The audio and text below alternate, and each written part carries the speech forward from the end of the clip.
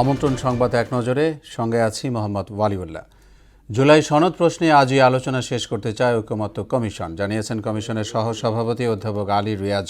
দলগুলোর সঙ্গে বৈঠকে তিনি বলেন, যেসব বিষয়ে ঐকমত্য হয়েছে সেগুলো এবং যেসব বিষয়ে ভিন্নমত থাকবে সেগুলোর তালিকা প্রকাশ করা হবে।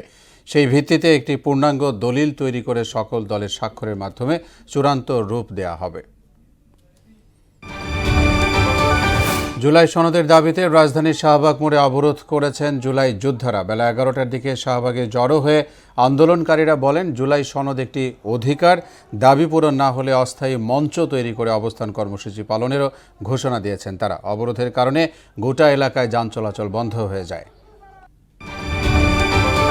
পূর্বাঞ্চলে প্লট জালিয়াতির 6 মামলায় শেখ হাসিনা, শেখ রেহানা, সজীব ওয়াজেদ জয় ও সাইমা ওয়াজেদ পুতুল সহ 23 আসামির বিরুদ্ধে আনুষ্ঠানিক বিচার শুরু হয়েছে। সকালে ঢাকার পঞ্চম বিশেষ জজ আদালতের আসামিদের বিরুদ্ধে অভিযোগ গঠন করা হয়। আগামী 11 আগস্ট সাক্ষ্য গ্রহণের দিন ধার্য করেছেন বিচারক আব্দুল আল মামুন।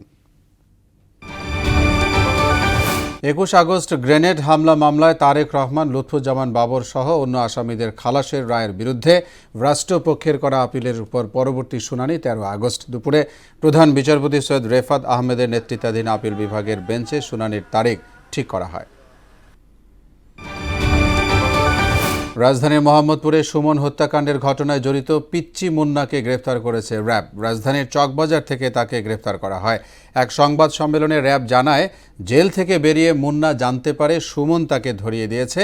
প্রতিশোধ নিতে বুদ্ধিজীবী কবরস্থানে ডেকে নিয়ে সুমনকে হত্যা করে পিচ্চি মুন্না ও তার বাহিনী। ভারী বৃষ্টিতে সৃষ্ট বন্যায় চীনের রাজধানী বেইজিংয়ে এবং উত্তরাঞ্চলীয় প্রদেশ হুবেইয়ে গেল 3 দিনে 38 জন নিহত হয়েছে। পরিস্থিতি বিবেচনায় 80,000 মানুষকে নিরাপদ স্থানে সরিয়ে নিয়েছে প্রশাসন। বন্যায় প্রাণহানি সবচেয়ে বেশি ঘটেছে বেইজিংয়ে। মৃত 38 জনের মধ্যে 30 জনই রাজধানীর, বাকি 8 জন হুবেই প্রদেশের। এই ছিল সংবাদ এক নজরে। সবশেষ খবর সবার আগে জানতে মোহনার সাথেই থাকুন।